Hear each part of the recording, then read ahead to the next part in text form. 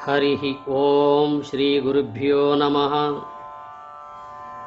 सर्वाधिष्ठानమైన పరమాత్మకు నమస్కరిస్తూ లోకోద్ధారకులైన మహాత్ములందరికీ వందనములర్పిస్తూ మీ అందరి హృదయాలలో ఉన్న ఆత్మస్వరూపానికి నమస్కరిస్తూ, దివ్యాత్మ స్వరూపులారా, శ్రీ స్వారాధ్య భగవద్గీత ద్వితీయాధ్యాయము సాంఖ్యయోగము. సంజయ ఉవాచ తం తథా కృపయావిష్టం అశ్రుపూర్ణాకులేక్షణం విషీదంత ఇదం వాక్యం ఉవాచ మధుసూదన. భగవద్గీత 2వ అధ్యాయం ప్రథమ శ్లోకం. తం తథా కృపయావిష్టం అశ్రుపూర్ణాకులేక్షణం విషీదంతం ఇదం వాక్యం ఉవాచ మధుసూదన. తథా కృపయా అవిష్టం, ఆ ప్రకారము దయచేత ఆవేశము నొందినవాడును, విషీదంతం విషాదమునొందుచున్నవాడును, అశ్రుపూర్ణ ఆకుల కన్నీటిచే నిండినదియును చెదరినదియు అయిన ఈ క్షణం తం చూపుగలవాడును అగు ఆ అర్జునుని గూర్చి మధుసూదన ఇదం మధుసూదనుడగు శ్రీకృష్ణుడు ఈ విధముగా వాక్యం అబ్రవీత్ వాక్యమును చెప్పెను. ఓ ధృతరాష్ట్ర మహారాజా, ఆ ప్రకారము దయచేత ఆవేశము నొందినవాడును, విషాదమునొందుచున్నవాడును, కన్నీటిచే నిండి చెదరిన చూపుగలవాడునగు ఆ అర్జునుని గూర్చి శ్రీకృష్ణుడు ఈ విధముగా చెప్పెను అని సంజయుడు ధృతరాష్ట్ర మహారాజుకు విన్నవిస్తున్నాడు. సంజయుడనగా సమ్యక్ జయ యస్య సహ సంజయ. ఎవని యొక్క ఇంద్రియ వృత్తులన్నీ లెస్సగా జయించబడినాడో అతడు సంజయుడు. సమ్ అంటే లెస్సగా, జయ అంటే జయించినవాడు, లెస్సగా జయించినవాడు. అనగా ఎవరైతే లెస్సగా అజ్ఞాన సంబంధ అవిద్యా సంబంధ ఇంద్రియ వృత్తులన్నీ లెస్సగా జయించగలుగుతారో అతడే సంజయుడు. అందుకే అట్టి సంజయుడికి జ్ఞాననేత్రము ప్రసాదించబడింది. వేదవ్యాస భగవానుడు యుద్ధములో జరుగుతున్నటువంటి యొక్క ఆ వృత్తులన్నీ ధృతరాష్ట్ర మహారాజుకు తెలియజేసే నిమిత్తము సంజయునికి ఆ జ్ఞాననేత్రాన్ని ప్రసాదించాడు. అట్టి జ్ఞాననేత్రము ద్వారా వీక్షించి సంజయుడు ధృతరాష్ట్రునికి చెబుతున్నాడు. ధృతరాష్ట్రుడంటే ధృతం రాష్ట్రం ఏన సహ ఇది ధృతరాష్ట్ర. అవిద్య అనబడే ఉపద్రవము ఆవరించినవాడు ధృతరాష్ట్రుడు. రాష్ట్రం అంటే దేశము అని, ఉపద్రవమని 2 అర్థాలు. అట్టి అవిద్యతో కూడినటువంటి ఉపద్రవమును ఆవరించి ఉన్నవాడు ధృతరాష్ట్రుడు. అనగా మలిన జీవుడు ధృతరాష్ట్రుడు. శుద్ధ బుద్ధియే సంజయుడు. శుద్ధ బుద్ధి అనబడు సంజయుడు మలిన జీవుడగు ధృతరాష్ట్ర మహారాజుకు ఈ విషయాన్ని చెబుతున్నాడు. ఓ మహారాజా, ఆ ప్రకారము దయచేత ఆవేశము నొందినవాడు. దయచేత అనగా అర్జునుడు ఆ దుర్యోధనాదులపై దయగలిగి నేను వీళ్లను చంపను, వారు మమ్మల్ని చంపినా పర్వాలేదు కానీ మేం మాత్రం వారిని చంపి ఆ రాజ్యభోగాలు మేము అనుభవించలేము అన్నటువంటి ఒక విషయాన్ని ఇక్కడ దయచేత ఆ ప్రకారముగా దయచేత ఆవేశము నొందినవాడును విషాదము నొందుచున్నవాడును కన్నీటి చేత చెదిరిన చూపు గలవాడగు ఆ అర్జునుని చూచి శ్రీకృష్ణుడు ఇలా అంటున్నాడు అని సంజయుడు ధృతరాష్ట్రునికి చెబుతున్నాడు. ఇవ్విధంబున శోక సంవిఘ్న మానసుండును విషాద విహ్వలుండును పరమ కరుణాభరితుండునునై శరశరాసనంబులు విడిచి కన్నీరు దూరంగ నూరకున్న సవ్యసాచింజూచి మధుసూదనుండిట్లనియే అని భీష్మ పర్వం ప్రథమాశ్వాసంలో 189వ వచనం. ఇవ్విధంబున శోక సంవిఘ్న మానసుండును విషాద విహ్వలుండును పరమ కరుణాభరితుండునై శరశరాసనంబులు విడిచి కన్నీరు దూరంగనూరకున్న సవ్యసాచింజూచి మధుసూదనుండిట్లనియే. ఈ విధముగా దుఃఖముతో కలత చెందిన మనస్సు గలవాడు, శోకము చేత వశం తప్పినవాడు, పరమ కరుణాహృదయుడై ధనుర్బాణాలు వదలి కన్నీరు కార్చుతూ ఊరుకున్నటువంటి అర్జునుని చూచి శ్రీకృష్ణుడు ఇలా అన్నాడు అని సంజయుడు చెబుతున్నాడు. ఏమన్నాడో చూద్దాం. శ్రీ భగవాన్ ఉవాచ కుతస్త్వాకష్మలమిదం విషమే సముపస్థితం అనార్యజుష్టమస్వర్గ్యం అకీర్తికరమర్జున. భగవద్గీత 2వ అధ్యాయము 2వ శ్లోకం. కుతస్త్వాకష్మలమిదం విషమే సముపస్థితం అనార్యజుష్టమస్వర్గ్యం అకీర్తికరమర్జున. అర్జున కుతః విషమే, ఓ అర్జున ఎందువలన సంకటమునందు అనార్యజుష్టం ఆర్యులు కానివారిచే సేవింప తగినదియు అస్వర్గ్యం ఇదం స్వర్గమును కలుగజేయనిదియు అగు కష్మలం త్వా సముపస్థితం ఈ మలినము నిన్ను ఎట్లు పొందినది. ఓ అర్జున ఈ విషయ సమయమునందు ఈ విషమ సమయమునందు అనార్యులచే సేవింపదగినట్టియు స్వర్గమును కలిగింపనిదియు అపకీర్తికరమైనదియునగు ఈ మాలిన్యము నిన్ను ఎట్లు పొందెను అని పరమాత్మ అర్జునుని ఉద్దేశించి అంటున్నాడు. ఎందువల్ల అంటే ప్రథమ అధ్యాయం 32వ శ్లోకం నుండి 46వ శ్లోకం వరకు అర్జునుడు చెప్పినటువంటి ఒక మాటలన్నీ మాలిన్యములే. అందువల్ల ఓ అర్జున ఈ విషమ సమయమునందు ఈ క్లిష్ట పరిస్థితిలో ఆర్యులు కానటువంటి అనార్యులచే సేవింపదగినటువంటి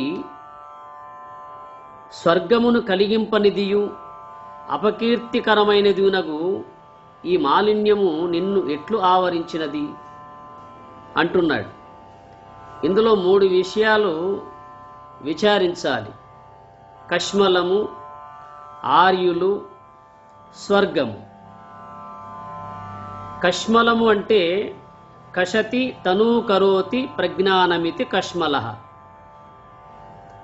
కషగతి శాతనయోః. కషతి తనూకరోతి ప్రజ్ఞానమితి కష్మలః. ప్రజ్ఞానమును కృషింపజేయునది కనుక కష్మలము అనగా మోహము. మనకున్నటువంటి కొద్దిపాటి జ్ఞానాన్ని కూడా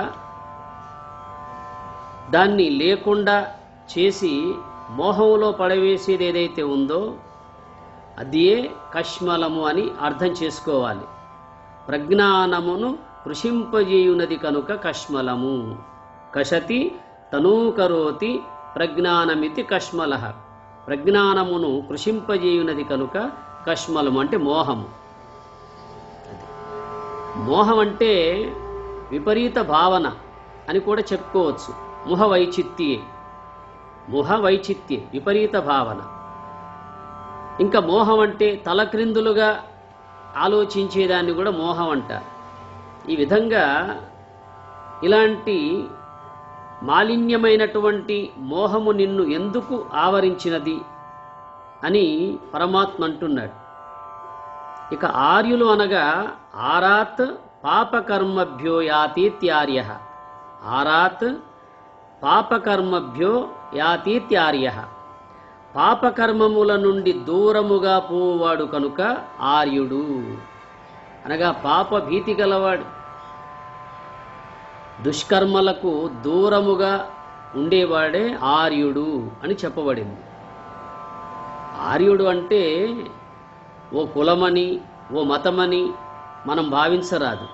ఆర్యులు అంటే పాపకార్యములకు దూరముగా ఉండువారు ఆర్యులు. అనాత్మ సంబంధ, అజ్ఞాన సంబంధ, అవిద్య సంబంధమైనటువంటి దుష్కర్మలకు దూరముగా ఉండేవారే ఆర్యులు అన్నారు. మరొక అర్థం అరణీయ అభిగమ్య ఇది ఆర్య. అరణీయ అభిగమ్య ఇది ఆర్య. పూజ్యుడైనందున అందరి చేతను సేవింపదగినవాడు ఆర్యుడు. పూజనీయుడైనందున అందరి చేత సేవింపదగినవాడు ఆర్యుడు. శాస్త్రజ్ఞానము, అనుభవ జ్ఞానము కలిగి ఎవరైతే లోకంలో పూజనీయులుగా ఉంటారో వారే ఆర్యులు అని చెప్పబడతారు. ఇందులో ఏ సందేహం లేదు. ఎందువల్ల అంటే మహాత్ములు ఎప్పుడు అంతర్ముఖ వృత్తి కలిగి ఆత్మజ్ఞానంతో భాషిస్తూ ఉంటారు గనక వాళ్ళు లోకంలో పూజింపబడతారు. అట్టి పూజనీయులైన వాళ్ళందరూ ఆర్యులు అని తెలుసుకోవాలి. స్వర్గము అనగా సుష్టు అర్జ్యతే స్మితి స్వర్గ. అర్జ అర్జనే సుష్టు అర్జ్యతే అస్మితి స్వర్గ. దీని యందు లెస్సగా సుఖము అనుభవింపబడును కనుక స్వర్గము అన్నారు. దేని యందైతే బ్రహ్మానంద సుఖమును మనం అనుభవింపగలుగుతామో దాన్నే స్వర్గము అన్నారు. అంటారు కదా, ఆయన స్వర్గ సుఖాలు అనుభవిస్తున్నాడయ్యా అని లౌకికంలో కొంతమందిని ఉద్దేశించి. ఇక్కడ ఆధ్యాత్మికంగా విచారించినట్లయితే దేని యందైతే బ్రహ్మానంద సుఖము అనుభవింపబడుతుందో దాన్నే స్వర్గము అన్నారు. అంటే కైవల్యమే స్వర్గము. మరి అట్టి స్వర్గ సుఖమును పొందేటువంటి విషయాన్ని విస్మరించి పూజింపదగినటువంటి యొక్క మహాత్ములు చెప్పిన మార్గాన్ని విస్మరించి ఈ అవిద్యతో కూడిన అజ్ఞానముతో కూడిన మోహము నిన్ను ఎందుకు ఆవరించినది అర్జున అని పరమాత్మ అంటున్నాడు. అయితే ఈ విషయం కేవలం అర్జునునికి మాత్రమే వర్తించినది కాదు, లోకంలో ప్రతి ఒక్క మానవుడికి వర్తించేది. మానవుడై పుట్టిన ప్రతి మనిషికి సంబంధించినది. భగవద్గీత ఒక కులానికో ఒక మతానికో ఒక వర్గానికో సంబంధించింది కాదు. మనుజుడై పుట్టినటువంటి ప్రతి మానవుడికి సంబంధించింది. అందువల్ల భగవద్గీత ఎలా జీవించాలో తెలియజేస్తుంది. ఎందువల్ల అంటే జీవితము ఏ విధంగానైనా జీవించవచ్చు. ఉన్నవాళ్ళు ఉన్నత స్థాయిలో, లేని వాళ్ళు లేని స్థాయిలో, ఇంకా కొంతమంది ఒకరి మీద ఆధారపడి కూడా జీవించే వాళ్ళు ఉన్నారు. ఆ జీవితము కాదు ముఖ్యముగా. బ్రహ్మతత్వము తెలిసి బ్రతికింది బ్రతుకయ విశ్వదాభిరామ వినురవేమ అని మహాత్ములు అన్నారు. ఆధ్యాత్మిక తత్వాన్ని తెలిసి ఆత్మజ్ఞానముతో జీవించే జీవితమే జీవితము అన్నారు. అందువల్ల మానవుడు సత్యయుద్ధము, ధర్మయుద్ధము, జ్ఞానయుద్ధము చేయమని చెప్పేది భగవద్గీత. అందుకే అట్టి భగవద్గీతలో కులమునకు, మతమునకు, ఆచారములకు, సాంప్రదాయములకు తావులేదు. కేవలం ఆత్మతత్వానికే సంబంధించింది. అందువల్ల అట్టి ఆత్మతత్వాన్ని వడయగోరి ఉండేటువంటి యొక్క స్థితిలో నీకు ఈ అజ్ఞానముతో కూడిన, అవిద్యతో కూడిన కష్మలము ఎందుకు కలిగింది అని అడుగుతున్నాడు. అందువల్ల ప్రజ్ఞానమును కృషింపజేసేటువంటి యొక్క కష్మలము నువ్వు పొంది ఉన్నావు. సేవింపదగిన వారి యొక్క తత్వానికి అన్యముగానున్నావు. ఆ కైవల్యమునకు దూరము కాబోతున్నావు అనేటువంటి ఒక విషయాన్ని ఇక్కడ తెలియజేస్తున్నాడు. తెప్పర పుంచోట నీకి ఒప్పని విధమెచటి నుండి వదవెను వినుమీ చొప్ప వివేకుల అది ఇది తప్పంచును సద్గతియును దాత్త యశంబుగన్. తెప్పర పుంచోట నీకి యొప్పని విధమెచటి నుండి మొదవెను. అర్జున, కాని చోట నీకు ఈ సరిపడని తీరు ఎట్లు ఏర్పడింది? చొప్ప వివేకుల అది ఇది తప్పంచును సద్గతియును దాత్త యశంబున్. ఇది అవివేకుల తీరు, నీకు తగదు. ఇది సద్గతి నుండి, గొప్ప కీర్తి నుండి, అనగా సరి అయిన మార్గం నుండి నిన్ను తప్పుదారి తప్పిస్తుంది. అందువల్ల ఇది అజ్ఞానులకు, అవివేకులకు సంబంధించిందే. అంతేగాని నీలాంటి వివేకవంతుడికి ఇది తగదు అని మందలిస్తున్నాడు. అవును కదా, ఏ జీవికి లేనటువంటి యొక్క జ్ఞానము మానవుడికి ప్రసాదించాడు భగవంతుడు. మరి అట్టి జ్ఞానము కలిగిన మానవుడు, ఎంత తెలివిగల జీవి ఏం చేస్తున్నాడు లోకంలో? మహాత్ములు చెప్పిన మార్గానికి వ్యతిరిక్తంగా అజ్ఞాన మార్గంలో, అవిద్యా మార్గంలోనే పయనిస్తున్నాడు. మరి అట్టి అజ్ఞాన అవిద్యముతో కూడినటువంటి మార్గాన్ని ఎవరైనా సమ్మతిస్తారా? ఎవ్వరూ సమ్మతించరు. అందువల్ల భగవద్గీతలో చెప్పబడినటువంటి ఈ సాంఖ్యయోగంలో ప్రధానంగా మనకు పరమాత్మ ఇక్కడి నుంచే ఆయన నోరు విప్పినట్టుగా తెలియబడుతుంది.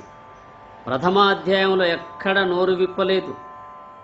ఈ రెండవ అధ్యాయము 2వ శ్లోకం నుండే భగవాన్ ఉవాచ అని భగవంతుడు చెప్పెను అని తెలియబడుతుంది. భగవంతుడు నిజం చెబుతాడా, అబద్ధం చెబుతాడా? జీవుడు అబద్ధం చెబుతాడు, కానీ దేవుడు అబద్ధం చెప్పడు. జీవుడు ఎంత అబద్ధం చెబుతాడంటే మనం గమనించాల. నేనే చూస్తున్నాను అనుకుంటున్నాడు, నేనే వింటున్నాను అనుకుంటున్నాడు, నేనే వాసన గ్రహిస్తున్నాను, నేనే రుచిని గ్రహిస్తున్నాను, నేనే అన్ని చేస్తున్నాను, చేయిస్తున్నాను అని అనుకుంటాడు, అంటాడు కూడా. ఇది ఎంతవరకు సత్యం? మన కళ్ళు చూస్తున్నాయంటే, మన చెవులు వింటున్నాయంటే, మన సర్వేంద్రియములు వాటి వాటి వృత్తులలో వ్యవహరిస్తున్నాయంటే అది పరమాత్మ యొక్క దయ వలన కలుగుతుందా, లేకపోతే మనకు మనమే చేయగలుగుతున్నామా? దీన్ని బట్టి ఆలోచిస్తే జీవుడు అబద్ధం చెబుతాడు, జీవుడు అసత్యం చెబుతాడు. ఎందువల్ల అంటే అజ్ఞాన మార్గంలో, అసత్య మార్గంలో, అధర్మ మార్గంలో ఉన్న వాళ్ళంతా అలాగే చెబుతారు. జ్ఞానస్వరూపుడైన దేవుడు ఎప్పుడు అబద్ధం చెప్పడు. అందువల్ల పరమాత్మ శ్రీకృష్ణుడు అర్జునుణ్ణి ముందు పెట్టుకొని లోకానికి అంతటికీ అందిస్తున్న సందేశమే భగవద్గీత జ్ఞానము. అట్టి భగవద్గీతలో చెప్పబడినటువంటి ప్రతి ఒక్క అంశాన్ని మనం అంతరార్థంగా తెలుసుకోగలిగితే మనకు ఆత్మజ్ఞానం సిద్ధిస్తుంది, ఆత్మైక్య సిద్ధి పొందే అవకాశం ఉంటుంది. అట్టి స్థితి సద్గురునాథుడు సర్వేశ్వరుడు మీ అందరికీ కలిగించుగాక అని కోరుతూ తదీశ్వరుణ్ణి ప్రార్థిస్తూ హరి ఓం తత్సత్.